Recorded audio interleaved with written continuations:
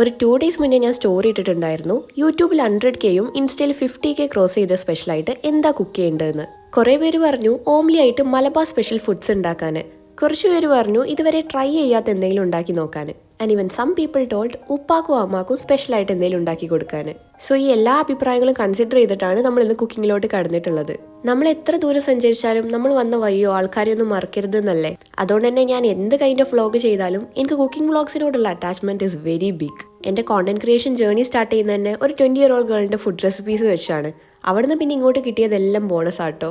മറ്റൊന്നും കൊണ്ടല്ല, എൻ്റെ ലൈഫിൻ്റെ ഒരു മോശം ഫേസിൽ ഞാൻ വീക്കാവുണ്ടെന്ന് തോന്നിയപ്പോൾ എന്നെ തന്നെ ഒന്ന് എൻഗേജ്ഡ് ആക്കാൻ വേണ്ടി തുടങ്ങിയ കേട്ടോ ഈ വ്ളോഗ് എടുക്കലും പരിപാടിയൊക്കെ.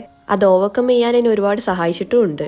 സോ അതൊക്കെ അവിടെ ഇരിക്കട്ടെ. ഇന്നത്തെ സ്പെഷ്യൽ ഇലയട, കായ്പോള, ഉള്ളിവട, പിന്നെ ചായ കുടിക്കാത്തതുകൊണ്ട് തന്നെ സ്ട്രോബെറി മിൽക്ക് ഷേക്ക് ആട്ടോ ഉണ്ടാക്കിയിരിക്കുന്നത്. ഉപ്പാക്കും അമ്മാക്കും ഇഷ്ടപ്പെട്ട ഐറ്റംസ് തന്നെ ആട്ടോ. അതുകൊണ്ട് അവരും ഹാപ്പിയാണ്, ഞാനും ഹാപ്പിയാണ്.